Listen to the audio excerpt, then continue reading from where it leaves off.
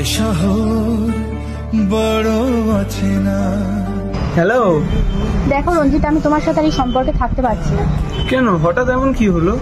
তুমি তো কোনো কাজ বাজও করো না, আর আমার বাড়ি থেকে বিয়ের জন্য প্রেশার দিচ্ছে, তাই আজ থেকে তোমার সাথে আমার breakup. Good bye. Hello hello, শোনো শোনো, হ্যালো হ্যালো।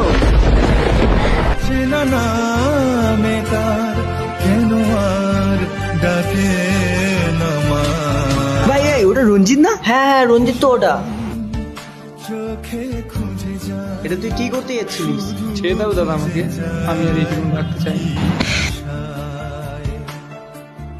এ শহর এমন কি হয়েছে তোর যার জন্য তুই আদর সিদ্ধান্ত নিতে যাচ্ছিস? পাগল আছিস? আমি যাকে সবকিছু দিয়ে ভালোবাসলাম সেই আজ আমার সাথে বেইমানি করলে। ভাই শোন, তুই যদি মরতেই চাস তাহলে তোর মাকে গিয়ে আগে মার, কারণ তুই যদি মরে যাস তোর মা তো জীবন্ত লাশ হয়ে যাবে। একবার ভেবে দেখেছিস যেই মেয়ে কিনা তোর জীবনে 2-3 বছরের জন্য এসেছিল তার জন্য তুই আজকে নিজের জীবন শেষ করতে চাইছিলিস? একবারও তুই তোর ফ্যামিলির কথা ভাবলি না? দেখ ভাই, ছোট তুই তোর বাবাকে হারিয়েছিস, তোর মায়ের কথাটা ভাবলি না? তোর মায়ের তোকে সব। যেই মা 10 মাস 10 দিন গর্ভে রেখে তোকে পৃথিবীর আলো দেখিয়েছে, সেই মায়ের কথা ভাবলি না? যে নিজে না খেয়ে তোর মুখে খাবার তুলে দেওয়ার জন্য এত পরিশ্রম করছে, সেই মায়ের কথা ভাবলি না?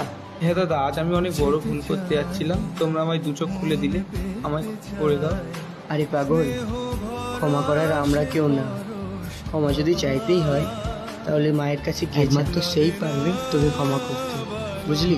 লাগে না মায়াহীন পৃথিবী।